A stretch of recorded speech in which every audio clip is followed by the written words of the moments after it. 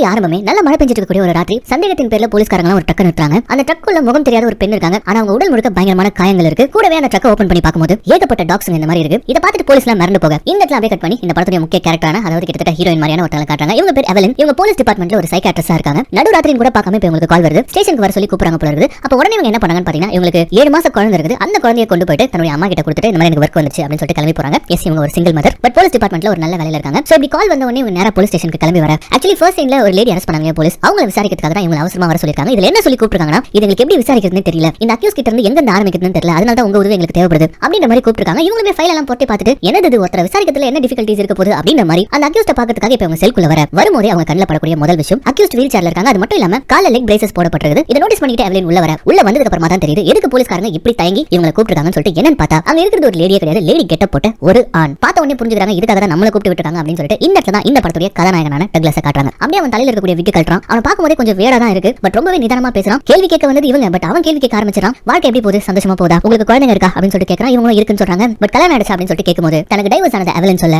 எவலின் கண்கள் ஏதோ இவன் பார்த்திருப்பான் போல இருக்குது. அதனால இந்த மாதிரியான கேள்விகள் எல்லாம் கேட்க பட் நம்ம ஹீரோ தான் சைக்காட்ரிஸ்ட் ஆச்சு. பொறுமையா அவன் கேட்கக்கூடிய கேள்விகளுக்கெல்லாம் பதில் சொல்லிட்டு இப்ப அவனை புரிஞ்சுக்கிறதுக்காக அவங்க கிட்ட கேள்வி கேட்க ஆரம்பிக்கிறாங்க. உங்களுக்கு குழந்தைங்க இருக்கான்னு சொல்லிட்டு கேட்கும்போது இருக்கு 100 கணக்குல இருக்கு அப்படின்னு சொல்லிட்டு சொல்றான். இவங்க கன்ஃபியூஸ் ஆகுறாங்க. பட் அவன் ஃபைல பார்க்கும்போது இதுல இருக்கக்கூடிய டாக்ஸ் தான் குழந்தைன்னு சொல்றீங்களா அப்படின்னு சொல்லிட்டு கேட்க ஆமா அவங்க தான் என்னுடைய உலகமே அப்படின்ற மாதிரி சொல்றாங்க. இந்த இடத்துல தான் இந்த கதையை ஆரம்பிக்குது. மனுஷங்களையும் தாண்டி டாக்ஸ் கூட பாண்டிங் இருக்கக்கூடிய ஒருத்தன். மனுஷங்களை விட இந்த டாக்ஸ் எவ்வளவு மேல் அப்படின்னு சொல்லிட்டு சொல்றான். மனுஷங்களை காட்டிலும் இந்த நாய்கள் கிட்ட அப்படி என்ன இருக்கு அப்படின்னு சொல்லிட்டு அவன் கேட்க மனுஷன் கூட கம்பேர் பண்ணும்போது இதுங்க கிட்ட எந்த ஒரு ஃப்ளாவையும் நான் பார்த்ததில்ல, ஆனா இப்போதைக்கு ஒரு ஃப்ளா தெரியும் அப்படின்னு மாதிரி சொல்ல ஆரம்பிக்கிறான். அதுங்க பண்ற ஒரே தப்பு மனுஷங்களை நம்புறது அப்படின்னு சொல்லிட்டு இப்ப அவனுடைய கதையை சொல்ல ஆரம்பிக்கிறான். டக்ளஸ்க்கு ஒரு 9 வயசு இருக்கும்போது இப்ப காட்டுறாங்க. பொதுவா இந்த டாக் லவர்ஸ்லாம் வந்து பாத்தீங்கன்னா டாக்ஸ் கூட இருக்கக்கூடிய பாண்டிங்லாம் பாதியில இருந்து வராது, அது இன்பில்டாவே இருக்கும். அப்படிப்பட்ட ஒருத்தன் தான் டக்ளஸ். ஆனா அவங்க அப்பா அப்படி கிடையவே கிடையாது. ரொம்ப மோசமான அரகண்டான ஒரு சைக்கோ. இந்த நாய்களை வச்சு சண்டை போட வச்சு சம்பாதிக்கக்கூடிய ஒரு ஆள். வீட்லயே ஒரு பெரிய கூண்டு வச்சிருப்பாரு. தெரு நாய்களை பிடிச்சி வச்சு அதை குடும்பப்படுத்தி வெறியேத்தி அது மூலமா சம்பாதிக்கக்கூடிய ஒரு ஆள். வெறும் மிருகங்கள் கிட்ட மட்டும் ஒரு மிருகத்தனமா நடந்துக்க மாட்டாரு. தன்னுடைய குடும்பத்துக்கிட்டயும் தான் டக்ளஸ் உடைய அம்மாவை பயங்கரமா அடிச்சு குடும்பப்படுத்தக்கூடியவர். இவரு அந்த டாகுகளை மிருகம்னு சொல்வாரு. பட் உண்மையான மிருகமே இவர் தான். இப்படி ஒரு கொடூரமான அப்பா கிட்ட மாட்டிட்டு வளர்ந்தவன் தான் டக்ளஸ். டக்ளஸ்க்கும் அவங்க அம்மாவுக்கும் கிட்டத்தட்ட ஒரு நரகமான வாழ்க்கை தான். பட் இந்த மாதிரி இருக்கிறவங்க என்னதான் நரகத்துல வாழ்ந்தாலும் அவங்களுக்கு சொல்லிட்டு ஏதாவது ஒரு சின்ன சந்தோஷம் ஒன்று வச்சிருப்பாங்க. அப்படி ஒரு சந்தோஷம் தான் டக்ளஸ் உடைய அம்மா. அவங்க வந்து பாத்தீங்கன்னா பாட்டி கிட்டே சமைப்பாங்க. ஆனா அது கூட அந்த குடும்பக்காரனுக்கு பிடிக்காது. அதனால டக்ளஸ் உடைய அம்மா ஏன்டா வாழ்ந்துட்டு இருக்கோம் அப்படின்ற மாதிரி தான் வாழ்ந்துட்டு இருப்பாங்க. இதுல எங்க இருந்து அம்மாவுடைய பாசத்துக்கு ஆசைப்படுறது. பட் அதே பாசத்துக்கு ஈக்குவலான பாசத்தை நம்ம டக்ளஸ் பார்த்த ஒரு இடம் தான் அவங்க வீட்டுக்கு பின்னாடி இருக்கக்கூடிய கூண்டுல இருந்த நாய்கள். அப்ப என்னதான் அந்த நாய்களுக்கு ஒரு குடும்பக்காரனாவே இருந்தாலும் டக்ளஸ்க்கு எப்பவுமே டாக்ஸ் கூட ஒரு பாண்டிங் இருக்கும். அப்படிதான் ஒரு நாள் அந்த டாகுங்களை கொஞ்சிட்டு இருக்கும்போது அதை வந்து டக்ளஸ் உடைய அண்ணன் பாத்துறான். அவன் அப்பனுக்கு போல தப்பாம பிறந்தவன். இதை அப்படியே எடுத்துட்டு போயிட்டு அப்பா கிட்ட சொல்ல அவ்வளவுதான். அடுத்த சீனே நம்ம டக்ளஸ் ஒரு நாய் மாதிரி அடிச்சு இழுத்துட்டு போயிட்டு அந்த கூண்டுக்குள்ளே தள்ளி நாய்ங்க தான் பிடிச்சிருக்கா, இதுக்கப்புறம் இதான் உன் வீடுன்னு சொல்லிட்டு அந்த கூண்டுல வச்சு டக்ளஸ் லாக் பண்ணிடுறாங்க. அப்படி தள்ளிவிடப்பட்ட டக்ளஸ் வலியில துடிக்க உடல்ல ஏற்பட்ட வலி கிடையாது, மனசுல ஏற்பட்ட ஒரு வலி. இதெல்லாம் கேட்கறதுக்கு யாராச்சும் இல்லனா கூட பரவாயில்ல, எனக்கு ஆறுதல் சொல்றதுக்கு கூட யாருமே இல்லையா அப்படின்னு சொல்லிட்டு டக்ளஸ் கவலைப்படாது. அந்த இடத்துல தான் இந்த ஒரு அதிசயம் நடந்திருக்குது. அந்த கூண்டுக்குள்ள இருந்த ஒவ்வொரு நாய்களும் நம்ம டக்ளஸ் பக்கத்துல வந்து அவன் மேல படுத்து அவனுக்கு பயங்கரமான ஒரு ஆறுதலை கொடுக்குதுங்க. இது அத்தனையும் இப்ப இருக்க ஒரு டக்ளஸ் வந்து நம்ம எவலின் கிட்ட தான் சொல்லிட்டு இருக்கான். இந்த கொடுமைகளை எல்லாம் பார்த்துட்டு உங்க அம்மா எதுவுமே பண்ணல அப்படின்னு சொல்லிட்டு எவலின் கேட்க பண்ணாங்க, அவங்களால முடிஞ்சது அப்படின்னு சொல்லிட்டு சொல்றான். என்னன்னு பார்த்தா ஒரு நாள் பொட்டி படைக்கோட அவங்க அம்மா வந்திருக்காங்க. முகம் எல்லாம் காயம், கூடவே இந்த டின் ஃபுட்ஸ் எல்லாம் எடுத்துட்டு வந்திருக்காங்க. தயவு செஞ்சு இதெல்லாம் மண்ணுல புதைச்சு வை, இல்லனா அவங்க புடிங்கிப்பாங்க அப்படினு கொஞ்சம் ஃபுட்ஸ் எல்லாம் அவசர அவசரமா கொடுத்துட்டு டக்ளஸை பார்த்து கதறி கதறி அழுது மன்னிப்பு கேட்டுட்டு அந்த இடத்தை விட்டு கிளம்பி போறாங்க. அதுக்கு காரணம் அவங்க அப்ப பிரெக்னன்ட்டா இருந்திருப்பாங்க. இதுக்கு மேலே இந்த நரகத்துல இன்னொரு குழந்தை பிறக்க வேணாம் அப்படின்னு சொல்லிட்டு அவங்க ஹஸ்பண்டை விட்டு போலாம்னு சொல்லிட்டு டிசைட் பண்ணிட்டு இருப்பாங்க. இதை கேட்ட உடனே நம்ம எவலினுக்கு ஒரு மாதிரி ஆயிடுது. நீ எங்கேயும் தப்பிச்சு போலியா அப்படின்னு சொல்லிட்டு இன்னொரு கேள்வி கேட்க எங்க போறது அப்படின்னு சொல்லிட்டு ஒரே வார்த்தை நம்ம டக்ளஸ் கேட்கலாம். எஸ் டக்ளஸ்க்கு சொல்லிட்டு இந்த உலகத்துல இடமே இல்லன்னு நினைச்சான். ஆனா அந்த நாய்களோட இதயத்துல அவனுக்கு இடம் இருந்தது. சோ அந்த நாய்களுடைய கூண்டு தான் அவனுடைய வீடாவே மாறிடுச்சு. இன்ஃபேக்ட் அந்த இடத்துல அவன் ஸ்கூலிங்கும் பண்ணிருக்கான். ஒரு தடவை அந்த கூண்டுக்கு பக்கத்துல மறைச்சு வைக்கப்பட்டிருந்த மேகசின்ஸ் எல்லாம் எடுக்கிறான். அது அவங்க அம்மா மறைச்சு வச்சிருந்த மேகசின்ஸ். அப்பலாம் வந்து படிக்க கூட விட மாட்டாங்க, அறிவு வந்துரும் சொல்லிட்டு. பட் வீட்ல இருந்தபடியே ஓரளவுக்கு உலக நாலேஜ் எல்லாம் அவங்க தெரிஞ்சுக்கிட்டாங்க அப்படின்னா இந்த மாதிரி மேகசின்ஸ்ல இருந்தா அதை டக்ளஸ் பயன்படுத்திட்டு தன்னால முடிஞ்ச அளவுக்கு நாலேஜ் அவன் ஏத்திக்கிறான். இதெல்லாம் கேட்கும்போது எவலினுக்கு ஒரு சந்தேகம். ஒரு நிமிஷம் இரு, நீ எவ்வளவு நாள் அந்த கூண்டுல இருந்த அப்படின்னு ஒரு கேள்வி கேட்க அப்ப ஒரு ஷாட்டை காட்டுறாங்க பாருங்க. பனி புயல் மடன்னு சொல்லிட்டு அந்த குழந்தை அந்த கூண்டுல தான் வளர்ந்திருக்கான். இதுல ஒரு சீல டக்ளஸ் உடைய அண்ணன் உன்னெல்லாம் கடவுள் தான் காப்பாத்தணும் அப்படின்ற மாதிரி சொல்லிட்டு கடவுள் பட்டல ஒரு போஸ்டர் ஒட்டிட்டு போவான். அந்த காட்ன்ற ஒரு வார்த்தை இருக்கும். ஆனா உள்ளுக்குள்ள இருந்து பார்த்துட்டு இருக்கக்கூடிய நம்ம டக்ளஸ்க்கு அந்த காட் அப்படியே ரிவர்ஸ்ல டாக் தான் தெரிஞ்சிருக்கும். எஸ் இவனுக்கு கடவுளாவே இருந்தது கூட இருந்த அந்த டாக் நண்பர்கள் தான். இதெல்லாம் கேட்டு எவலினுக்கு ஒரு மாதிரி ஆயிடுது. கூடவே அன்னைக்கு டைம் முடிஞ்சு போயிடும். இப்ப கட் பண்ணா இந்த கதையை மனசுல ஓட்டிட்டு நேரா வீட்டுக்கு வராங்க. வந்து தன்னுடைய குழந்தைய பாக்குறாங்க. அப்பா அவங்க அம்மா வந்து பாத்தீங்கன்னா ஜட்ஜ் தான் வந்து ஆர்டர் போட்டுருக்காரு, அவங்க வரக்கூடாதுன்னு சொல்லிட்டு இங்கேயே சுத்திட்டு இருக்காங்க அப்படின்ற மாதிரி சொல்றாங்க. என்னன்னு பார்த்தா இவங்களுக்கு டைவர்ஸ் ஆயிருது. அவன் ஒரு மோசமானவன், அவன் இந்த வீட்டையே சுத்தி சுத்தி வரதா இவங்க சொல்லிட்டு இருக்க, நான் பாத்துக்கிறேன் அப்படின்னு சொல்லி இவங்க சொல்றாங்க. இது இவங்க வாழ்க்கையில இருக்கக்கூடிய கஷ்டம் போல இருக்குது. சோ இப்படி ஒரு சில விஷயங்கள் எல்லாம் நமக்கு காமிச்சிட்டு இப்ப அப்படியே கட் பண்ணா இப்ப நடந்துட்டு கூடிய பிரசன்ட்டுக்கும் நம்ம டக்ளஸ் சொன்ன பாஸ்ட்டுக்கும் இடையிலே நடந்த ஒரு விஷயத்தை தான் நமக்கு காட்டுறாங்க. ஒரு பாழடைஞ்சு போன பில்டிங். அந்த பில்டிங்குள்ளே ஒரு பையன் தயங்கி வரான். பார்த்தா காரிடோர்லயே ஒரு டாபர்மேன் டாக் உட்கார்ந்துட்டு இருக்குது. பார்க்கிறதுக்கு அவ்வளவு பயமா இருக்குது. அந்த டாக் மட்டுமே கிடையாது, அந்த பில்டிங் முழுக்க ஏகப்பட்ட டாக்ஸ் இருக்குது. அதெல்லாம் பார்த்து அந்த பையன் மறந்துட்டு இருக்க.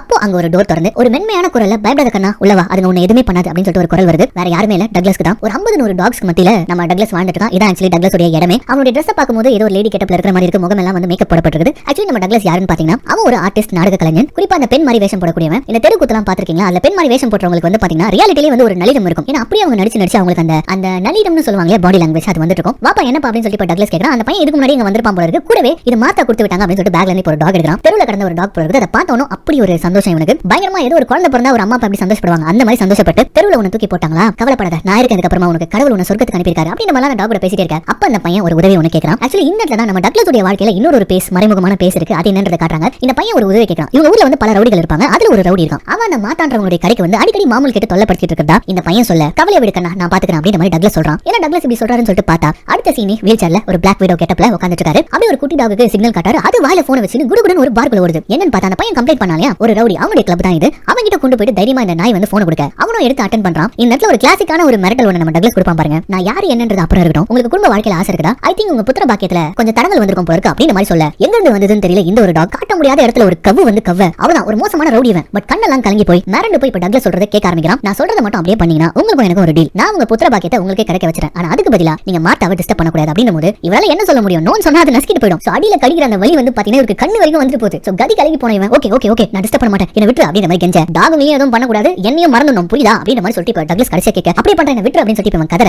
அடுத்த சீன் இந்த ரெண்டு டாக்களும் அந்த கிளப்பை விட்டு அப்படியே தப்பிச்சிடுங்க. அதுங்க போன அடுத்த செகண்ட் புடிங்கடா அவளை அப்படின்னு சொல்லிட்டு இந்த ரவுடி கத்த. சோ இந்த மாதிரியான சோஷியல் சர்வீஸையும் நம்ம டக்ளஸ் பார்த்துட்டு இருக்கோம் அப்படின்றத இப்ப நமக்கு காட்டாங்க. அப்படியே இந்த வேலையெல்லாம் முடிச்சிட்டு தன்னந்தனியா அந்த பாழடைஞ்ச கட்டிடத்துல ஒரு குளியல போறான். அப்படி குளியல போடும்போது அவனுடைய முதுகுல ஒரு புல்லட் தழும்பு இருக்கிறத நமக்கு காட்டுறாங்க. அதுக்கப்புறமா கால்கள்ல பிரேசஸ் போட்டுட்டு நேரம் போயிட்டு அவன் படுத்து தூங்கும்போது இதை பார்க்கும்போது நமக்கு என்ன தோணும்னா, ச்சே இப்படி ஒரு தன்மையான வாழ்க்கையை வாழ்ந்துட்டானே அப்படின்னு தானே தோணும். ஆனா டக்ளஸ் அப்படி நினைக்கவே இல்லை. ஏன்னா அவனை சுத்தி 100 டாகுகளுக்கு மேல இருக்கு. மனசுக்குள்ள பல வெஞ்சன்ஸ் வச்சுக்கிட்டு செல்ஃபிஷா நம்மள சுத்தி நண்பர்கள் சொந்தங்கள் சொல்லிட்டு நிறைய பேர் இருக்கும்போது ஒரு பியூரான லவ் நிறையவே நம்மள சுத்தி இருக்கு அப்படின்னு சொல்லிட்டு ஒரு சந்தோஷத்துல தான் டக்ளஸ் வாழ்ந்துட்டு இருக்கான். இப்ப அப்படியே கட் பண்ணி பிரசன்ட்ல நம்ம எவலின் தான் காட்டுறாங்க. அவங்க ஒரு கிரைம் ஸ்பாட்டுக்கு வந்திருக்காங்க. ஆக்சுவலி இது என்ன இடம் அப்படின்னு சொல்லிட்டு தெரியுதா, நம்ம டக்ளஸ் வாழ்ந்துட்டு இருந்த அதே பழஞ்சு போன பில்டிங் தான். இந்த இடத்தை செக் பண்ணதுக்காக தான் இப்ப எவலின் வந்திருக்காங்க. பார்க்கும்போதே தெரியுது இந்த இடத்துல ஒரு பயங்கரமான கோர சம்பவம் நடந்திருக்கு. எங்க பார்த்தாலும் பிணங்கள், ரத்த கிளறியா இருக்கு. இதெல்லாம் பார்த்துட்டு நம்ம எவலின் நேரா நம்ம டக்ளஸை பார்க்கறதுக்காக தான் செல்லுக்கு வராங்க. உன் வீட்டுக்கு போயிருந்தேன், அந்த இடம் எவ்வளவு கோரமா இருக்கு தெரியுமா அப்படின்னு சொல்லிட்டு சொல்றாங்க. ஒரு 2 நாளைக்கு முன்னாடி வந்து பாத்துட்டீங்கன்னா அப்படி இருந்திருக்காது எவலின், என் வீடு அவ்வளவு கிளீனா வச்சிருப்பேன் அப்படின்னு சொல்லிட்டு ரொம்ப சாதாரணமா இப்ப டக்ளஸ் சொல்றான். அப்படியே ஒரு பெருமூச்சு விட்டு எவலின் ஸ்ட்ரைட்டாவே சொல்றாங்க, இங்க பாரு உன் கதை தான் என் மண்டைக்குள்ள ஓடிட்டே இருக்கு. உன்னை எப்படி ஒரு 2 நாள் கஸ்டடியில எடுத்துருவாங்க, கோர்ட்ல ஜெயில போட்டுருவாங்க. அதுக்கு முன்னாடி உன்னுடைய முழு கதையும் எனக்கு தெரியும். என்னால முடிஞ்ச ஹெல்ப் நான் பண்ணுவேன் அப்படின்னு மாதிரி கேட்க அதுக்கு சிரிக்கிறான். கடவுளாலேயே முடியாது, உங்களால என்ன பண்ண முடியும் அப்படின்னு சொல்லிட்டு ஒரு நமடு சிரிப்பு சிரிச்சிட்டு மறுபடியும் அவனுடைய சைல்ட்ஹுட் கதையை கண்டினியூ பண்ண. டக்ளஸ் அந்த நாய் குட்ல இருந்த சமயம் அப்போ ஒரு நாய் குட்டி போடுறது அந்த குட்டிகளை வந்து கம்ப்ளீட்டா அவன் மறைச்சிட்டான். ஏன்னா அந்த நாய்களை வெறியேற்றணுன்றதுக்காக அந்த குட்டிகளை அவங்க அப்பா சாகடிச்சிருவார். சோ அதுக்காக டக்ளஸ் பயந்து போய் அதுங்களை மறைச்சு வச்சிருக்க. இதை வந்து அண்ணன் பாத்துறான். அண்ணன் போயிட்டு நேரா பார்த்துட்டு அப்பா கிட்ட சொல்லிட, அவ்வளவுதான் வெறியுடைய உச்சத்துல கையில கன் எடுத்துக்கிட்டு பிறந்த 2-3 நாள் ஆன அந்த நாய்க்குட்டிகளை சாகடிக்கணும்னு சொல்லிட்டு வெறி பிடிச்சி உங்க 2 பேரும் கூண்டு கிட்ட வந்து நின்னுட்டு இருக்க. டக்ளஸ் கத்துறான் கதறான், தயவு செஞ்சு விட்டுருங்கப்பா, நான் பாத்துக்கிறேன்ப்பா, எனக்கு கொடுக்குற சாப்பாடு நான் போட்டுக்கிறேன்ப்பா, விட்டுருங்கப்பா அப்படின்னு சொல்லிட்டு கெஞ்சிரான். ஆனா அந்த மிருகம் எப்படி கேட்பான். ஒரு கட்டத்துல நம்ம டக்ளஸ் என்ன பண்றான்னு பாத்தீங்கன்னா கெஞ்சிட்டு இருந்தவன் இப்ப கத்த ஆரம்பிக்கிறான். அவனுக்குள்ள இருந்த ஃப்ரஸ்ட்ரேஷன் எல்லாம் வெளியில வர ஆரம்பிக்குது. ஒரு மாதிரி பிஹேவ் பண்ண ஆரம்பிக்கிறான். அவனுமே வந்து பாத்தீங்கன்னா நாய் மாதிரி இந்த நாய்கள் எல்லாம் எப்படி சீரும் கத்தும் அந்த மாதிரி வந்து பாத்தீங்கன்னா கத்த ஆரம்பிக்கிறான். அவன் கத்துறத பார்த்து அவன் கூட இருக்கக்கூடிய நாய்கள் எல்லாம் கத்த,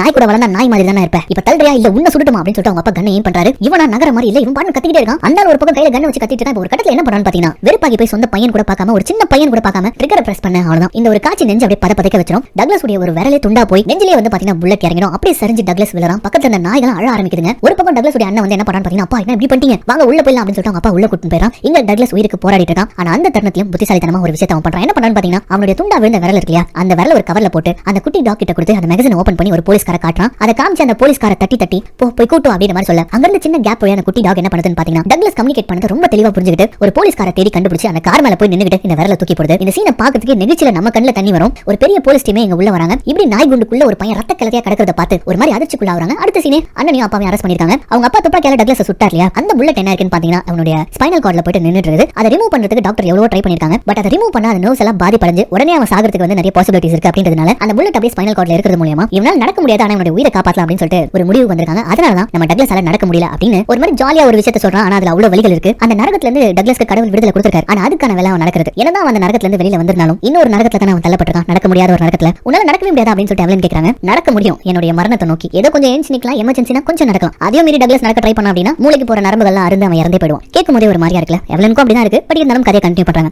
அதுக்கப்புறம் உங்க அப்பா அண்ணனை நீ பாத்தியான்னு சொல்லிட்டு கேட்கும்போது அப்பா ஜெயிலே சூசைட் பண்ணிட்டு இறந்து போயிட்டான். அண்ணனுக்கு 12 வருஷம் ஜெயில் தண்டனை கிடைச்சிருக்கு. ஆனா அவனுடைய நல்லொழுக்கத்தின் பேர்ல அவனை 6 வருஷத்துல ரிலீஸ் பண்ணிட்டாங்க. அப்ப உங்க அண்ணனை நீ பாத்தியா அப்படின்னு சொல்லிட்டு ஒரு கேள்வி கேட்க ஓ பார்த்தோமே அப்படின்னு சொல்லிட்டு சொல்றான். அப்பதான் பேக்ரவுண்ட்ல ஒரு மாசான பிஜிஎமோட இந்த காட்சியை நமக்கு காட்டுறாங்க. அவங்க அண்ணன் வந்து பாத்தீங்கன்னா ஒரு 6 வருஷத்துக்கு அப்புறமா ரிலீஸ் ஆகி வெளியில வரும். அப்படி அவன் ரிலீஸ் ஆகி வெளியில வரும்போது அவனுக்காகவே ஆல்ரெடி ஒரு டாக் காத்துட்டு இருக்குது. எப்படி மனுஷங்க வெயிட் பண்ணிட்டு இருப்பாங்க அந்த மாதிரி வெயிட் பண்ணிட்டு இருக்குது. அதுக்கப்புறமா ஒரு தெருவா அவன் நடந்து போக ஒவ்வொரு டாகா கூட்டம் சேர ஆரம்பிக்குது. இப்போ ஒரு கட்டத்துல நேரம் ஓடி வந்து ஒரு முட்டை சந்தில மாட்டிக்க அங்க ஒரு 10-15 டாக் சுத்து போட்டு அந்த இடத்துல அவனை மர்டர் பண்ணுதுங்க. சோ கண்டிப்பா இதை யார் பண்ணிருப்பா அப்படின்றது நமக்கு கெஸ் பண்ண முடியுது. அதை எவலன் கெஸ் பண்றாங்க. அப்படின்னா நீ கொலை பண்ணிட்டியா அப்படின்னு சொல்லி கேட்கும்போது நான் பண்ணலையே அப்படின்னு சொல்லிட்டு அசால்ட்டா டக்ளஸ் சொல்றான். ஆனா டாகுங்களை ட்ரெயின் பண்ணி இப்படி ஒரு கொலையை பண்ணிருக்கான் அப்படின்றது நமக்கும் தெரியுது, எவலனுக்கும் தெரியுது. சரி அதுக்கப்புறம் என்னாச்சு அப்படின்னு சொல்லிட்டு ஒரு கேள்வி கேட்க அதுக்கப்புறமா என்ன கொண்டு போயிட்டு ஒரு காப்பகத்துல சேர்த்தாங்க. என்ன மாதிரியே பாதிக்கப்பட்ட குழந்தைகள். அது என்னவோ என்ன மாதிரி பாதிக்கப்பட்ட குழந்தைகளுக்கு சொர்க்கம் அப்படின்னு சொல்லிட்டு சொன்னாங்க. ஆனா யோசிச்சு பாருங்க, ஆல்ரெடி ஒரு நரகத்துல பாதிப்படைஞ்சு நிறைய வலிகளை தாங்கி இங்க வரவங்க இதை எப்படி சொர்க்கமா எடுத்துப்பாங்க. ஒரு காம்படிஷனான ஒரு வேர்ல்ட், இந்த வேர்ல்ட்ல நான் தனிச்சிருக்கணும் அப்படின்னா நான் எதிர்த்து போராடணும் அப்படின்னு தான் இருப்பாங்க. அப்படிதான் அங்க இருக்கக்கூடிய ஒவ்வொரு குழந்தைகளும் இருந்திருக்காங்க. இதுல எங்க இருந்து ஃப்ரெண்ட் கிடைக்கிறது, அங்கேயும் போயிட்டு நான் தனிமையில தான் இருந்தேன் அப்படின்னு மாதிரி சொல்லும்போது அப்ப டக்குனு எவலின் வந்து உனக்கு ஏதாவது காதல் இருக்கா அப்படின்னு சொல்லிட்டு கேக்குறாங்க. அந்த இடத்துல கியூட்டா இவன் முகத்துல ஒரு பிளஷ், யாருன்னு பார்த்தா சால்மா. அதே காப்பகத்துல இருந்த ஒரு பொண்ணு தான். இவனை விட பெரியவங்க தான், ஆனா வயசுல என்ன இருக்கு, அதெல்லாம் ஒரு ஸ்பார்க் தானே. சால்மா ஒரு ஆர்டிஸ்ட். இவனுக்குள்ள இருந்த கலையை வெளியில கொண்டு வந்த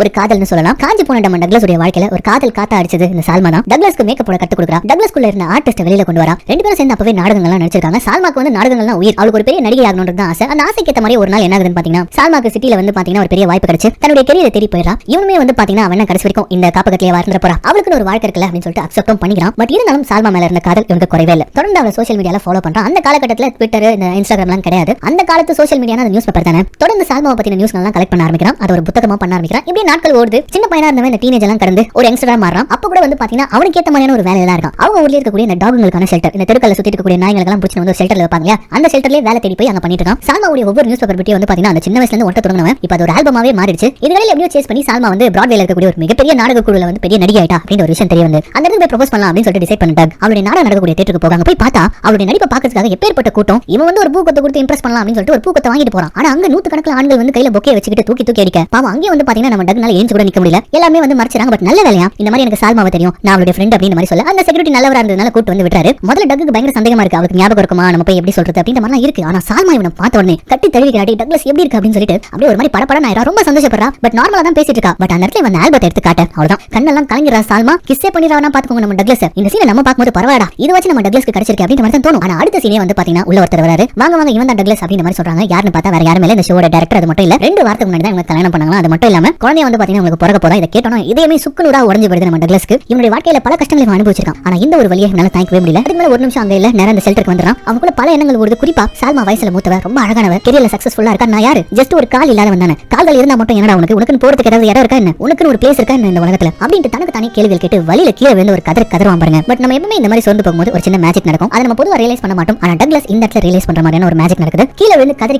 எழுதிட்டு இருக்கான். இதுக்கு மேல வாழ்க்கையை வாழ்றதுக்கு ஒரு அர்த்தமும் இல்ல அப்படின்னு சொல்லிட்டு வருத்தப்பட்டு இருக்கும்போது அப்பதான் இவன் பார்த்து கஷ்டப்பட்ட தாங்கிக்க முடியாத டாக்ஸ் குண்டு அதுங்களாம் திறந்துட்டு வந்து இப்படி மேல படுத்துக்கிட்டுங்க. இவனுக்கு ஒரு ஆறுதலா நாங்க இருக்கோம் உனக்காக அப்படின்ற மாதிரி சொல்லாம சொல்ல அவ்வளவுதான். நம்ம வாழ்க்கை முழுக்க ஒரு விஷயம் அப்படியே இருக்க போகுது அப்படின்னா நம்ம அடாப்ட் பண்ணிக்கணும். வலிகள் இருக்க தான் செய்யும். ஆனா அந்த வலிகளை தாங்கிட்டு நம்ம நெக்ஸ்ட் லெவலுக்கு போக பார்க்கணும். சோ அதான் டக்ளஸும் பண்றான். அவனுடைய முடியை வந்து இப்படி வெட்டறான். இது மூலமா பொதுவா வந்து இந்த முடியை கழிக்கிறது மூலமா போனது போச்சு, இதுக்கு அப்புறம் புதுசா ஆரம்பிக்கலாம் அப்படின்ற மாதிரி சொல்லுவாங்க. சோ அந்த மாதிரி பண்ணிட்டு லைஃப் அவனுடைய வேலை கண்டினியூ பண்ண ஆரம்பிக்கிறான். ஆனா அதுலயும் பல தடங்கல்கள் வருது. குறிப்பா இந்த ஷெல்டர் இது கவர்மெண்ட் தான் நடத்திட்டு இருப்பாங்க. ஆனா திடீர்னு வந்துட்டு இல்ல இதுக்கு மேல ஃபண்ட் தர முடியாது அப்படின்ற மாதிரி சொல்லும்போது ஆல்ரெடி நீங்க ஃபண்டே தரது இல்ல, நான் தான பாத்துக்கிறேன், அட்லீஸ்ட் இந்த இடத்தையாச்சும் விடுங்க அப்படின்னு சொல்லிட்டு டக்ளஸ் கேட்கறான். ஆனா இல்ல இந்த இடத்துல வேற பிளான் இருக்கு, அதனால நீங்க இங்க கிளம்பணும் அப்படின்ற மாதிரி சொல்ல அப்ப அப்படியே நம்ம டக்ளஸ் அவங்க ரெண்டு பேரும் ஒரு முறை ஒன்று முறைப்பான். ஆக்சுவலி டக்ளஸ் முறைக்கிறான்னு வச்சுக்கோங்க. அந்த டாகுகளுக்கு சிங்க் ஆகுதா இல்லைன்னா தெரியலன்றது தெரியல. அப்படியே அந்த ஆட்கள் அந்த டாகுகள் சுத்த போடும். அப்படி சுத்த போடும்போது அவங்க பயப்படுறாங்க. பயந்து போய் உங்களுக்கு வேற வேலை கூட இருக்குது, நாங்களே பண்ணி கொடுத்துறோம், நீங்க இந்த இடத்த காலி பண்ணா மட்டும் போதும், டாகுகளை கூட நாங்களே வந்து அதுங்களுக்கு என்ன வழி பண்ணணுமோ பண்ணிரும் அப்படின்ற மாதிரி பயந்து போய் சொல்ல அப்ப அப்படியே நம்ம டக்ளஸ் பார்த்துட்டு எத்தனை நாள் டைம் இருக்கு அப்படின்ற மாதிரி கேட்கறான். இன்னும் 2 நாள் தான் அப்படின்ற மாதிரி சொல்ல சரி ஓகே நான் கிளம்புறேன் அப்படின்னு சொல்லிட்டு ரொம்ப சாஃப்டா டக் சொல்றான். அவங்களும் போயிறாங்க. பட் 2 நாள் கழிச்சு ஒரு மிகப்பெரிய ஃபோர்ஸோட வராங்க. இங்க பாருங்க உள்ள இருக்க மேனேஜர் அந்த பையனை மட்டும் நீங்க வெளில தூக்கிட்டு போயிடுங்க, மத்த டாக்ஸ் எல்லாம் பிடிக்கிட்டு நாங்க ஆளை கூட்டு சொல்லிட்டு ஒரு மிகப்பெரிய படையை கூப்பிட்டு இப்ப உள்ள போய் பார்த்தா அந்த இடத்துல அவங்களுக்கு ஒரு அதிர்ச்சி. அங்க டக்கும் இல்ல, அந்த குண்டுகள்ல இருந்து டாக்ஸும் இல்ல. எங்க போயிருப்பாங்கன்னு சொல்லிட்டு பார்த்தா அந்த பாழடைஞ்சு போன கட்டிடம். அதை வந்து பாத்தீங்கன்னா டாக்ஸ் வச்சு நம்ம டக் கண்டுபிடிச்சிருப்பான். ஓகே சொல்லுங்களா, இதுக்கப்புறம் நம்ம இங்க தான் இருக்க போறோம், இங்க யாரும் நம்மள டிஸ்டர்ப் பண்ண மாட்டாங்க. அந்த இடத்துக்கு போயிட்டு டக் செட்டில் ஆயிரும். அதுக்கப்புறம் என்ன இந்த மாதிரி ஒரு 100-150 டாக்ஸ் கூட டக் அதுங்களை எப்பவுமே அவன் டாகுங்களை ட்ரீட் பண்ணதே கிடையாது. அவனுடைய குழந்தைகளை தான் பார்ப்பான், கதை சொல்லுவான். அந்த கதைகளுமே வந்து பாத்தீங்கன்னா அந்த டாக்ஸ் கேட்டுட்டு இருக்கும். இப்படி அவனுடைய வாழ்க்கை கொஞ்சம் நிம்மதியாக ஆரம்பிச்சு அப்படின்னு மாதிரி சொல்லிட்டு இருக்கும்போது அப்ப டக்குனு எவலின் வந்து அதெல்லாம் இருக்கட்டும், நான் உன் இடத்துக்கு போனப்போ ஒரு விஷயத்தை நோட்டீஸ் பண்ணேன். பயங்கரமான எக்யூப்மெண்ட்ஸ், எப்படி அந்த இடத்தை நீ வந்து ஃபுல்லா எக்யூப் பண்ணி வச்சிருந்தேன், அதெல்லாம் உன்னால எப்படி முடிஞ்சது அப்படின்னு ஒரு கேள்வி கேட்க அந்த இடத்துல ரொம்ப சிம்பிளா நான் சில பேருக்கு உதவி செய்வேன், அவங்க எனக்கு உதவி செய்வாங்க அப்படின்னு மாதிரி சொல்லும்போது இந்த மாதிரியான உதவி புரியல அப்படின்னு மாதிரி கேட்க இல்லங்க நான் வேலைக்கெல்லாம் போவேன், அவங்க சம்பளம் கொடுப்பாங்க அதை சொல்றேன் அப்படின்னு சொல்லிட்டு ஒரு மாதிரி டபுள் மீனிங்கா அவன் சொல்றான். என்ன வேலை அப்படின்னு சொல்லிட்டு கேட்க இப்ப மறுபடியும் வேலை தேடக்கூடிய பேஸ். பாவம் வீல் சேர் வச்சுக்கிட்டு நம்ம டக்ளஸ் அந்த ஊர் முழுக்க இருக்கக்கூடிய உட்கார்ந்த இடத்துல செய்வாங்க தெரியுமா வேலை, அந்த மாதிரி வேலைகளை தேடி அலையறான். எங்கெங்கயோ போற இடம் ஃபுல்லா ரிஜெக்ஷன் தான், எங்க போனாலும் வேலை இல்லப்பா இப்பதான் ஆள் எடுத்தோம் அப்படின்ற மாதிரி சொல்றாங்க. பட் இருந்தாலும் மனம் தளராத அவன் வேலை தொடர்ந்து தேடிட்டே இருக்கான். அவனுடைய வீல் சேருடைய ஓட்டம் மட்டும் நிக்கல. இப்படியே ஒரு நாள் போயிட்டு இருக்கும்போது தான் ஒரு பார்ல வேலை கேட்டு போக அங்க ஒரு சில மேடை நாடக கலைஞர்கள் பிராக்டிஸ் பண்ணிட்டு இருக்கதை அவன் பாக்குறான். நம்ம வாழ்க்கை நம்மள எவ்வளவு கஷ்டத்துல போட்டு தள்ளினாலும் அது நமக்காகவே ஒண்ணு வச்சிருக்கோம், அது கம்ப்ளீட்டா நமக்கானது மட்டுமா தான் இருக்கும். ஒரு வாய்ப்பு, நமக்கான ஒரு வாய்ப்பு. அது நிறைய பேர் பாக்குறது இல்ல. ஆனா டக்ளஸ் நோட்டீஸ் பண்ணிறான். அதுதான் அவனுக்குள்ள இருந்த ஆர்டிஸ்ட். அவன் வந்து என்னவோ ரிசப்ஷன்ல வேலை பாக்குறதுக்காக தான். ஆனா அங்க நாடகம் பிராக்டிஸ் பண்ணிட்டு இருந்த மேனேஜர் கிட்ட போயிட்டு இவன் எனக்கு வேலை வேணும் கேட்க ரெஸ்டாரண்ட் வேலை என்கிட்ட கேட்க கூடாதுப்பா, அங்க போய் கேளு அப்படின்னு மாதிரி சொல்ல இல்ல எனக்கு ரெஸ்டாரண்ட் வேலை வேணாம், எனக்கு உங்க டீம்ல சேரணும், நான் ஒரு ஆர்டிஸ்ட், நான் நல்லா பெர்ஃபார்ம் பண்ணுவேன் அப்படின்னு மாதிரி சொல்ல சிரிக்கிறாங்க எல்லாரும். பட் பொறுமையா எக்ஸ்பிளைன் பண்றான். எனக்கு வந்து ஷேக்ஸ்பியரோட கவிதைகள் எல்லாமே தெரியும், இலக்கியங்கள் நிறைந்த பாட்டுகள் தெரியும் அப்படின்னு மாதிரி சொல்றான். ஆக்சுவலி அந்த மாதிரி பாடக்கூடிய கலைஞர்கள் தான் இவங்க. இதெல்லாம் கேட்டுட்டு எல்லாரும் லிசன் பண்ண ஆரம்பிக்கும் போது எல்லாம் சரிதான்ப்பா, இங்க வரவங்க என்டர்டெயின்காக தான் வராங்க, உன்ன மாதிரி வீல் சேர்ல உட்கார்ந்துட்டு எப்படிப்பா அப்படின்னு மாதிரி சொல்லும்போது டக்குன்னு என்ன பண்ணுவானா எழுச்சி நின்றுவானா. நின்னுட்டு என்ன சொல்றான்னு பாத்தீங்கன்னா ஒரே ஒரு சான்ஸ் கொடுங்க, என்னால நிக்க முடியும், என்னால நின்னு பாட முடியும், ஒரே ஒரு சான்ஸ் அப்படின்னு கேட்க அவ்வளவு அங்க இருக்கக்கூடிய நாடக கலைஞர்கள் ரொம்ப ஸ்வீட்டா தான் இருப்பாங்க. அவங்க வந்து டக்குன்னு இங்க பாருங்க மேனேஜர் அவனுக்கு ஒரு வாய்ப்பு கொடுத்தே ஆகணும், அவன் நின்னுட்டான் அப்படின்னு மாதிரி சொல்ல அடுத்த சீனே பக்கமான மேக்கப். சால்மா கத்து கொடுத்த அந்த கலை அதை போட்டு ஒரு பெண் மாதிரி வேற மிட்டு பக்கத்துல இருக்கிறவங்க கிட்ட சொல்றாங்க பாருங்க நான் எழுச்சி நின்னு பாடுவாங்க எந்த ஒரு பிரச்சனை இல்லை, ஆனா நான் பாட்டு முடிக்கும் போது என்ன பிடிக்கிறதுக்கு நீங்க அங்க வந்துடணும் அப்படின்னு மாதிரி சொல்றான். ஒன்னும் கவலைப்படாத கண்ணா நாங்க அங்க இருப்போம் பின்னாடி அப்படின்னு மாதிரி சொல்லிட்டு இப்ப மெயின் ஸ்டேஜ்ல இவனை ஏத்தி விட ஒரே இடத்துல நின்னுட்டு இருக்க மைக்க வச்சுக்கிட்டு எல்லாரும் பாக்குறாங்க. அப்போ ஒரு பாடல அவன் பாட ஆரம்பிக்கிறான் பெண்ணுடைய குரல்ல. அவ்வளவுதான் எல்லாருமே மதி மயங்கி போறாங்க. எஸ்பெஷலி வந்து நான் பாட்டு முடிக்கும் போது கீழே விழுந்துருவேன், என்ன பிடிக்கிறதுக்கு நீங்க பின்னாடியே இருக்கணும் அப்படின்னு சொல்லிட்டு சொல்லிட்டு டக்ளஸ் சொன்னா தெரியுமா? அவங்களுமே அந்த குரல்ல மயங்கி போய் அந்த பாட்டை கேட்டுட்டு இருக்க. ஒரு வழியா அவன் பாட்டை முடிக்கிறான். அந்த அரங்கமே பயங்கரமா அவனை பாராட்டுறாங்க, கை தட்டுறாங்க. ஆனா பாவம் அவனை பிடிக்கிறதுக்கு தான் ஆள் இல்ல. பட் கரெக்டா லாஸ்ட் மினிட்ல அந்த ஸ்கிரீன் எல்லாம் மூட அதை பிடிச்சிட்டு அப்படியே பேலன்ஸ் பண்ணிக்கிறான். சோ இப்படி நம்மளுடைய வாழ்க்கைய மாறுது. ஒரு வேலை உனக்கு கிடைச்சுன்னு சொல்ல, இப்போ என்ன நீ ஸ்டேஜ்ல ஏறி பாட்டு பாடுனதுனால தான் இவ்வளவு டெக்னாலஜிஸ் உன் ரூம்ல இருக்கு அப்படின்ற மாதிரி சொல்றியா அப்படின்னு அவளும் கேட்க, அது மட்டும் பண்ணலங்க, இன்னும் நிறைய வேலை பண்ண அப்படின்ற மாதிரி சொல்றான். என்ன மாதிரி வேலை அப்படின்னு கேட்கும்போது ப்ரொடெக்ஷன் சர்வீஸ் அப்படின்ற மாதிரி சொல்றான். ப்ரொடெக்ஷன் சர்வீஸா? ஆமா, நீங்க யாராச்சும் லவ் பண்ணுவீங்களா, அவங்களை ப்ரொடெக்ட் பண்ணணும்னு பாத்துப்பீங்களா, டாக் மாதிரி, அந்த சர்வீஸையும் பண்ண அப்படின்ற மாதிரி சொல்றான். நீ என்ன வேணாலும் சொல்லு, ஆனா இதெல்லாம் வச்சு மட்டும் நீ பண்ண விஷயங்கள்லாம் பண்ணவே முடியாது அப்படின்ற மாதிரி சொல்லும்போது அப்படியே ஒரு மாதிரி சிரிக்கிறான். அதுக்குமே வந்து கடவுள் எனக்கு ஒரு வழியை காட்டினாரு என்னுடைய டாக்ஸ் மூலமா அப்படின்ற மாதிரி இப்ப சொல்ல. என்னன்னு பார்த்தா ஒரு நாள் உட்காந்து டக்ளஸ் சமைச்சிட்டு இருக்கும்போது அவன் கேட்கிற எல்லா இன்கிரிடியன்ட்டும் புரிஞ்சுக்கிட்டு இந்த டாக்ஸ் எல்லாம் எடுத்துட்டு வந்து கொடுத்துட்டு இருந்துங்க. இது பல வருஷமா நடந்துட்டு இருக்கக்கூடிய ஒரு விஷயம் தான். ஆனா அன்னைக்கு தான் திடீர்னு டக்ளஸ்க்கு ஒரு ஸ்பார்க். என்னுடைய குழந்தைங்க, அதாவது என்னுடைய டாக்ஸ், நான் சொல்றதெல்லாம் கேட்கும், நான் பேசுறதெல்லாம் அண்டர்ஸ்டாண்ட் பண்ணிக்கிறது எனக்கு தெரியும். ஆனா நான் சொல்லக்கூடிய ஒவ்வொரு வார்த்தையும் அண்டர்ஸ்டாண்ட் பண்ணிக்கிறதுங்கிறது அன்னைக்கு தான் தெரியும். சோ நாங்க சேர்ந்து வேலை செஞ்சோம் அப்படின்ற மாதிரி சொல்றான். என்னன்னு பார்த்தா ஒரு பெரிய பணக்கார வீடு, அந்த வீட்டுக்குள்ள இருக்கக்கூடிய சின்ன கேப் வழியா நம்ம குட்டி நாய் உள்ள நுழையலாம். அதுக்கப்புறம் உள்ள போயிட்டு ஒரு சின்ன கேப் இருக்குது, அதை ஓபன் பண்ணி வரான். அது வழியா வந்து பாத்தீங்கன்னா ஏகப்பட்ட டாக்ஸ்லாம் உள்ள புந்து திருட ஆரம்பிச்சிருதுங்க. ஒரு மிகப்பெரிய பணக்காரி பல கோடி பெருமானம் உள்ள நெக்லஸ் திருடிக்கிட்டு அங்க இருந்து எஸ்கேப் ஆக. சோ இப்படி தான் நம்ம டக்ளஸ் வந்து பணம் சம்பாதிக்க ஆரம்பிச்சிருக்கான். அதை பத்தி கேட்கும்போது தப்பு இல்லையா அப்படின்னு சொல்லிட்டு கேட்கும்போது எப்படிங்க தப்பாகும், நம்ம அரசாங்கமே இது பண்ணிருக்கே. ஒரு காலத்துல பெரிய பணக்காரரா இருந்தவங்க நிறைய அளவுக்கு அதிகமா பணம் வச்சிட்டு இருந்தவங்களுடைய பணத்தெல்லாம் வாங்கி இவ்வளவுதான் நீங்க வச்சுக்கணும், இதுக்கு மேல நீங்க கவர்மெண்ட்டுக்கு கொடுக்கணும்னு சொல்லிட்டு சொன்னாங்கல்ல, அதான் பணக்காரங்க கிட்ட எடுத்து ஏழைகளுக்கு கொடுத்தா அப்படின்ற மாதிரி சொல்றான். ஆனா இதுவுமே வந்து கண்டினியூ ஆகல. என்ன இருக்குன்னு பாத்தீங்கன்னா இப்படி தொடர்ந்து பணக்கார வீட்டுங்களை திருட்டு போக இந்த மாதிரி விலை மதிப்பான நகைகள்லாம் இன்சூரன்ஸ் பண்ணி வச்சிருப்பாங்க. அதுல ஒரு இன்சூரன்ஸ் ஏஜென்சிக்கு வந்து இந்த விஷயம் தெரிய போக ஒரு ஏஜென்ட் மாதிரி ஒருத்தர் அனுப்புறாங்க. அவர் அந்த பணக்கார வீட்டுக்குள்ள வந்து விசாரிச்சு பார்க்கும்போது கதவு எல்லாமே லாக் பண்ணப்பட்டிருக்குது. ஒரு மணிக்கு வந்து படுத்திருக்காங்க, காலையில 7 மணிக்கு நகையை காணும் அப்படின்னும் போது ஒரே சந்தேகமா இருக்கு. இவங்க மேலும் இந்த பணக்கார லேடி மேலும் சந்தேகப்பட முடியல. சும்மா இவங்க இன்சூரன்ஸ் கிளைம் பண்றாங்கன்னு சொல்லிட்டு. ஏன்னா இவங்க வச்சிருக்கக்கூடிய பணத்தை கம்பேர் பண்ணும்போது இதெல்லாம் ஒரு பணமே கிடையாது. அப்புறம் எப்படி அப்படின்னு சொல்லிட்டு கேட்கும்போது அதை தான் நானும் கேட்கிறேன், எப்படி அப்படின்னு சொல்லிட்டு அந்த லேடி கேட்கறாங்க. சரி சிசிடிவி ஃபுட்டேஜ் வச்சிருந்தீங்கன்னா கொடுங்க அப்படின்னு மாதிரி கேட்க அவங்களும் கொடுத்து அனுப்புறாங்க. எப்படி தேடி பார்த்தாலும் அந்த ரெக்கார்டிங்ல யாருமே உள்ள வந்த மாதிரியான சுவடுமே இல்ல. அந்த சமயத்துல தான் இந்த ஏஜென்ட் வந்து நுணுக்கமா கவனிச்சு அந்த தெருநாய்கள் எங்க ஓடுதுங்க அப்படின்னு சொல்லிட்டு பாக்குறாரு. அதை ஃபாலோ பண்ணி பார்க்கும்போது தான் வேற ஒரு கேமரால உள்ள இருந்து டாக்லாம் வீட்டுக்குள்ள இருந்து வெளியில ஓடுற மாதிரியான ரெக்கார்ட் ஆயிருக்கு. பட் அந்த குட்டி நாயுடைய வாயில் நெக்லஸ் இருக்கிறத இந்த ஏஜென்ட் வந்து பாத்துறாரு. ஆனா கூட இருக்கிற வந்து அது ஒன்னு நெக்லஸ் மாதிரி தெரியலங்க, அதோட ரோப்பா கூட இருக்கலாம்ல, இத எப்படி நீங்க நெக்லஸ் சொல்லிட்டு கன்ஃபார்ம் பண்றீங்க அப்படின்னு ஒரு கேள்வி கேட்க அப்படியே கேக்குற. அப்ப ஒன்னு பண்ண இந்த ஊர் முழுக்க திருட்டு போயிருக்கோம்ல, எல்லா ஃபுட்டேஜையும் போய் கலெக்ட் பண்ணிட்டு அப்படின்ற மாதிரி ஒரு வேலை கொடுத்துறாரு. அவருமே வந்து பாத்தீங்கன்னா போலீஸ் ஸ்டேஷனுக்கு கான்டாக்ட் பண்ணி எந்தெந்த வீட்லலாம் வந்து பாத்தீங்கன்னா திருட்டு போயிருக்கு அப்படின்ற மாதிரி சொல்றாங்களோ அந்த வீடியோஸ்லாம் எடுத்து பார்க்கும்போது தான் ஒன் பை ஒன்னா பார்க்க ஒவ்வொரு ஃபுட்டேஜ்லயும் ஃபுல்லா நம்ம டாக்ஸ்ங்க தான் வேலையை காமிச்சிருக்குங்க. இது எல்லாத்தையுமே வந்து இந்த ஏஜென்ட் கண்டுபிடிச்சான். எப்படியோ சேஸ் பண்ணிட்டு நம்ம டக்ளஸ் வேலை செய்யக்கூடிய இடத்துக்கு வந்து அதாவது அந்த பாருக்கு வந்து அங்க வந்து பாத்தீங்கன்னா நம்ம டக்ளஸ் தான் பெர்ஃபார்ம் பண்ணிட்டு இருக்கான். பட் என்ன பண்ணிட்டான் அப்படின்னா அவன் திருடிட்டு வந்து அந்த நெக்லஸையே போட்டுக்கிட்டு பெர்ஃபார்ம் பண்ண அவ்வளவுதான் இவன் பிடிச்சான். பட் வெளியில இவன் காமிச்சிக்கல. அதுக்கு பதிலா ஒரு ஃபேன் மாதிரி வந்து பேக் ஸ்டேஜ்ல மீட் பண்றான். மீட் பண்ணி ஆஹா ஓஹோன்னு பயங்கரமா புகழ்றான். ஒரே ஒரு தடவை கூட டின்னர் சாப்பிடுவாங்கன்னு சொல்லிட்டு பயங்கரமா கெஞ்சறான். எப்படியாச்சும் வெளியில கூட்டு போயிட்டு பேசி கறந்துடலாம் மேட்டலாம் அப்படின்னு சொல்லிட்டு நினைக்கிறான். ஆனா நம்ம டக்ளஸ் ரொம்ப தெளிவா என்ன சொல்றானா, நீங்க ரசிச்சதுக்கு தேங்க்ஸ், ஆனா வீட்ல என்னோட குழந்தைங்க எல்லாம் காத்துட்டு இருப்பாங்க, அவங்க பசியில இருப்பாங்க, நான் போய் ஆகணும், அதனால ஐம் சாரி அப்படின்ற மாதிரி சொல்லிட்டு டக்ளஸ் கிளம்பிட. இவன் வந்து சரி ஓகே நம்ம அடுத்த வாரம் பார்க்கலாம் அப்படின்ற மாதிரி சொல்லிட்டு வெளியில போற மாதிரி போயிடறான். ஆனா கரெக்டா ஃபாலோ பண்ணிட்டு நம்ம டக்ளஸ் தங்கி இருக்கக்கூடிய இடத்துக்கு வந்துறான். வழக்கம் போல தான் வெளியில பாதுகாப்புக்கு ஒரு டாபர்மேன் நிக்குது, இவன் வந்துட்டான். ஆனா அந்த இடத்துல இதை வந்து நம்ம டக்ளஸ் பாத்துறான். சோ நல்ல டோர் ஓபன் பண்ணி விட்டு அதுங்க எதுவும் பண்ணாதீங்க, அது ரொம்ப சாதுவானது, நல்லதுங்க, அதுங்க உங்களை எதுவுமே பண்ணாது, நீங்க உள்ள வாங்க அப்படின்ற மாதிரி ரொம்ப சாஃப்டா சொல்லிட்டு கையில கன் வச்சுக்கிட்டு கன் பாயிண்ட்ல அவன் டக்ளஸ் பிடிச்சிரான். ஒழுங்கு மரியாதையா நீ திருடுன எல்லாத்தையுமே கொடுத்துரு அப்படின்ற மாதிரி சொல்லும்போது ஃபர்ஸ்ட் டக்ளஸ் வந்து என்ன சொல்றீங்க சார், எனக்கு ஒண்ணுமே புரியல அப்படின்ற மாதிரி எவ்வளவு நடிச்சு பாக்குறான். ஆனா கையில கன் வச்சுக்கிட்டு அவன் பயங்கரமா மிரட்ட ஒரு லாக்கர் நம்பர் சொல்லி அந்த லாக்கர்ல இருக்கும் அப்படின்ற மாதிரி சொல்ல இவனும் போய் ஓபன் பண்ணி பாக்குறான். பார்த்தா ஃபுல்லா திருடின நகை எல்லாமே இருக்கு. அதெல்லாம் அவன் சோஃபால உட்கார்ந்து செக் பண்ணிட்டு இருக்கான். செக் பண்ணிட்டே இருக்கும்போது நீங்க கூட டின்னர் சாப்பிடணும்னு சொன்னீங்கல்ல, சாப்பாடும் ரெடி ஆயிடுச்சு, சாப்பிட்டு போறீங்களா அப்படின்னு சொல்லிட்டு அவன் கேட்க, பரவாயில்லையே மாட்டிக்கிறதுக்கு அப்புறம் கூட சாப்பாடு போறேன்ற, பட் பரவாயில்ல எனக்கும் பசிக்குது தான் அப்படின்ற மாதிரி அவன் சொல்ல, அப்ப அப்படியே சிரிச்சுக்கிட்டே சாப்பாடு ரெடி ஆயிடுச்சு அப்படின்னு சொல்லிட்டு அந்த பேன்ல நம்ம டக்ளஸ் ஒரு 3 தட்டு தட்டுவான் பாருங்க. ஆக்சுவலி இதுதான் சிக்னல். அப்படியே அவன் உட்கார்ந்துட்டு இருக்க சோஃபா பக்கத்துல ஏதோ தலகாணி மாதிரி இது வரைக்கும் இருந்திருக்கும், அழுகு மூட்டை மாதிரி 2 டாகுங்க அப்படியே இருந்திருக்கும். அது அப்படியே போய் ஏஞ்சி அவனை பாக்குமா, அவதான் பட்டன நம்ம டக்ளஸோட தளபதி அந்த நாய் எதிரி கண்ணு பிடிக்க. அவ்வளவுதான் அந்த ஏஜென்ட் கதையை முடிச்சிடுறாங்க. இதை கேட்ட எவலின் வந்து இப்ப என்ன சொல்ல போற, மறுபடியும் நீ கொலை பண்ணலன்னு சொல்ல போறியா அப்படின்னு சொல்லி கேட்க, அவங்க நான் கொலை பண்ணதான், என்னோட டாக்ஸ் தானே கொன்னுச்சு, டேய் இதே எப்பறா நீ சொல்லிட்டு இருப்ப அப்படின்னு சொல்லி கேட்க, இருங்க பொறுங்க, நான் சொன்ன கொலைகளை நான் பண்ணல, என் டாக்ஸ் தான் பண்ணுச்சு, ஆனா நான் கொலையே பண்ணலன்னு சொல்லலையே, நானும் கொலையே பண்ணு அப்படின்ற மாதிரி இப்ப டக்ளஸ் சொல்ல. அதுக்கப்புறம் என்ன இருக்குன்னு பாத்தீங்கன்னா எல்லாமே நல்லா டக்ளஸ் உடைய லைஃப்ல போயிட்டு இருந்தது. ஆனா அதுக்கப்புறமா இந்த மாத்தாக்கு ஹெல்ப் பண்ண போயிட்டு லோக்கல் மாஃபியா மேலேயே அவன் கை வச்சிட்டான் இல்லையா. சோ அதனால அந்த கேங்க் என்ன பண்றாங்கன்னா ஒரு நாள் வீட்டுக்குள்ள நுழைஞ்சாங்க. சரி டக்ளஸ் இருக்கக்கூடிய இடம் இவங்களுக்கு எப்படி தெரியும் சொல்லிட்டு பார்த்தா அந்த சீன்ல வந்து அந்த ஜான்ற பையன் வந்து நாய்க்குட்டியை கொடுத்துட்டான். அவன் தான் சொன்னா மாத்தாக்கு ஒரு ஆபத்து அப்படின்னு சொல்லிட்டு அந்த பையனை அடிச்சு எடுத்துட்டு வந்து இந்த இடத்துல வச்சு போடுத்தல. இந்த துப்பாக்கி சவுண்ட் கேட்டு நம்மால உஷாராயிராப்ல செம்ம டென்ஷன் ஆகுது, கோவம் வருது. உடனே டக்குனு அவனுடைய டாக்ஸ் எல்லாம் பார்த்து பசங்களா ஒரு போருக்கு ரெடி ஆகுங்க அப்படின்ற மாதிரி சொல்றான். அவன் சொன்ன அடுத்த செகண்ட் ஏதோ பல வருஷமா பிளான் பண்ணி வச்சிருந்த மாதிரி எல்லாம் சட்டு புட்டுன்னு பிரிய ஆரம்பிக்குதுங்க. 2 பேர் பொந்துல ஒளிஞ்சுக்குது, 2 ஓட ஆரம்பிக்குதுங்க. இன்னொன்னு வந்து பாத்தீங்கன்னா சேஃபான இடத்துக்கு போதுங்க. நம்ம டக்ளஸ் உள்ள கன்னெல்லாம் வாங்கி வச்சிருக்கான். அவன் வந்து பாத்தீங்கன்னா லோட் பண்ணிட்டு கையில ஷாட் கன் எடுத்துட்டு ப்ரிப்பேர் ஆக இவங்க நிறைய பேர் வந்திருக்காங்க. ஆனா நம்ம டக்ளஸ் நினைச்சு பாவப்பட தேவையில்ல, ஏன்னா மாட்டிக்கிட்டது இவங்க தான். இப்போ இதுல ஒரு குட்டி நாய் இருக்கும் இல்லையா, அவன் இவங்க கால் கடியில எல்லாம் பூந்து ஒரு பொந்துக்குள்ள போற ஒரு அடையாள வந்து சின்ன நாய் தலைவா அப்படின்னு சொல்லிட்டு தலையை உள்ள விட்டு பாப்பான். ஆனா அங்க ஒரு கடோட் கஜன் உட்கார்ந்துட்டு இருப்பான். அப்படியே அவன் தலையை பிடிச்சி கடிச்சு உள்ள ஏத்துற அவ்வளவுதான் பயப்பட ஆரம்பிச்சானுங்க. டேய் உசாரா இருங்கடா அப்படின்னு மாதிரி சொல்ல மறுபடியும் குறுக்கால ஒரு நாய் ஓடுது. அதை பார்த்த ஒருத்தன் நான் உசாரா போய் அதை பிடிச்சு வரேன் அப்படின்னு சொல்லிட்டு உள்ள போறான் பாருங்க. ஆனா அங்க போய் பார்த்தா கீழ எல்லாம் தண்ணியா இருக்கு. என்னன்னு பார்த்தா இந்த டாக் கூட்டு வந்து அந்த தண்ணியில கரெக்டா பாஸ் பண்ணி புத்திசாலித்தனமா அந்த இடத்துல அவனை காலி பண்ண. இப்படி தொடர்ந்து எல்லா இடத்துலயும் ட்ராப். எவனாச்சும் ஒருத்த நாயை தொத்திட்டு போனா ஏதாவது ஒரு பழத்துல போய் விழுந்துறான். அப்படி விடலனாலும் இதுங்க தள்ளி விட்டுடுதுங்க. அப்படி தள்ளி விட்ட உடனே நம்ம கன் எடுத்து வந்து போட்டுரும். இந்த சீன் பார்க்கவே எப்படி இருந்ததுன்னா நம்ம கத்தி படத்துல ஒரு காயின் ஃபைட் இருக்கும் தெரியுமா, அந்த ஃபீல் தான் இருந்தது. அந்த வைப் அப்ப நினைச்சு பாத்துக்கோங்க. சோ இந்த மாதிரி உள்ள வந்தவங்கள ஒன் பை ஒன்னா நம்ம ஆள் போடல. கடுப்பான வில்லன் என்ன பண்றானா இந்த மாதிரி சின்ன கன்லாம் வேலைக்காகுது, போய் மிஷன் கன் எடுத்து வாங்கடா, அந்த பெரியமா எடுத்து வாங்கடா அப்படின்னு சொல்லிட்டு பெரியமா கன் எடுத்து வந்து சரமாரியா சுட ஆரம்பிக்க. அதுல நம்ம ஆளுக்கு அடிபட்டு கீழே விழுந்து தவழ்ந்துகிட்டே வேற வழி இல்லாம அவனோட ரூம்ல போய் உட்காந்துக்க.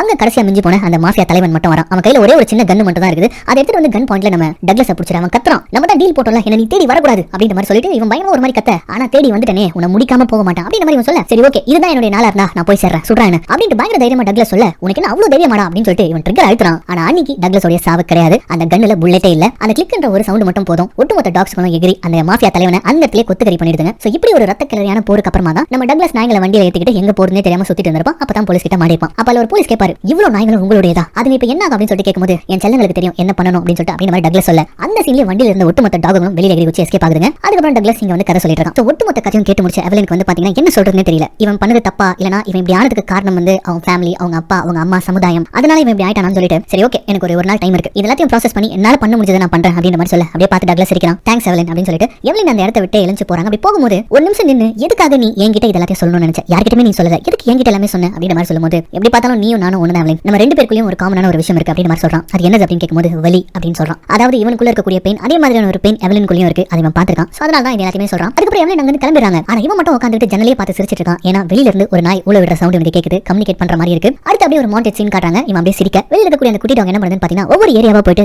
நாய்களை வந்து கேதர் பண்ணுது. அப்படி கேதர் பண்ணிட்டு நேரா ஸ்டேஷனுக்கு வந்து அங்க இருக்கக்கூடிய ஒரு செக்யூரிட்டி கார்டு அட்டாக் பண்ண, இதே நேரம் இங்க நம்ம டக்ளஸ் என்ன பண்ணிட்டு இருக்கான்னு பாத்தீங்கன்னா கம்ப்ளீட்டா நீட்டா ஷேவ் பண்ணிட்டு அவன் கால்ல இருக்கக்கூடிய அந்த சப்போர்ட்டிவா இருக்கக்கூடிய அந்த பிரேசஸ் எல்லாத்தையும் கட்டி ஒரு ஓரமா வைக்கிறான். நல்ல ஒரு கோட் சூட் போட்டுக்கிறான். இதெல்லாம் போட்டுட்டு ரெடியா இருக்க அங்க நம்ம டாக்ஸ் வந்து செக்யூரிட்டி கார்டை போட்டு தள்ளிட்டு சாவி எடுத்துட்டு வந்து ரொம்ப ஒல்லியா ஸ்கின்னியா இருக்கும் இல்லையா ஒரு டாக், அது வந்து அழகா கம்பி வழியா போந்து நம்ம டக்ளஸ் கிட்ட சாவி எடுத்து வந்து கொடுக்க, வாங்க செல்லங்களா வந்துட்டீங்களா அப்படின்னு சொல்லிட்டு ரொம்ப அசால்ட்டா அந்த ஸ்டேஷனை விட்டு அப்படியே வீல் சேரை தள்ளிட்டு வெளியில வரான். நம்மால வந்தவன் அந்த ஸ்டேஷனுக்கு ஆப்போசிட்லயே ஒரு சர்ச் இருக்கு, அந்த சர்ச் கிட்ட வீல் சேரை நிறுத்திட்டு அப்படியே எழுந்து நிக்கிறான். ஒரு பேக்ரவுண்ட்ல ஒரு விதமான ஆர்கெஸ்ட்ரா சாங் ஓடிட்டு இருக்கும். அந்த சாங்கோடவே வந்து பாத்தீங்கன்னா அவன் நடக்கவே கூடாது, அதுவும் பிரேசஸ் உடைய ஹெல்ப் இல்லாம அவன் நடக்கவே கூடாது. பட் இருந்தாலும் அவன் என்ன பண்ணான்னு பாத்தீங்கன்னா எழுந்து நடக்க ஆரம்பிக்கிறான். இப்படி தட்டு தடு மாதிரி நடந்து உடம்பு முழுக்க அவனுக்கு வலியா இருக்கு. பட் அந்த வலியெல்லாம் கண்ட்ரோல் பண்ணிட்டு நடந்து வந்து அந்த சிலுவையோட நிழல நின்று அந்த சிலுவையை பார்த்து, போதையா எனக்கு இந்த வாழ்க்கை, இதுக்கு மேல வேணாம், நான் நின்னுட்டேன் உனக்காக அப்படின்னு சொல்லிட்டு கண்ணெல்லாம் கலகி அப்படியே அழுவான். அதாவது போதும், இதுக்கு மேல இந்த மோசமான உலகத்துல வாழ்றதுக்கு எனக்கு ஒண்ணுமே இல்ல அப்படின்ற மாதிரி அக்செப்ட் பண்ணிட்டு எழுந்து இப்படி நடந்து வரான். இப்படி நடந்து வந்தா என்ன ஆகும், அவன் பிரெயின் நரம்பெல்லாம் எடுத்துக்குமே, அவ்வளவுதான் பொத்துன்னு அப்படியே அவன் கீழே விழுந்து அந்த இடத்துல நம்ம டக்ளஸ் இறந்து போக, இங்க அப்படியே கட் பண்ணி எங்க வீட்டுல வந்து எவலின் தான் காட்டுறாங்க. அவங்க குழந்தைய வச்சு கொஞ்சிட்டு இருக்கும்போது அப்ப வெளியில ஏதோ ஒரு சத்தம் கேக்குது. என்னன்னு வந்து எட்டி பார்த்தா நம்ம டக்ளஸ்க்கு பாதுகாப்பா ஒரு டாபர்மேன் டாக் இருந்திருக்கும் இல்லையா, அது வந்து பாத்தீங்கன்னா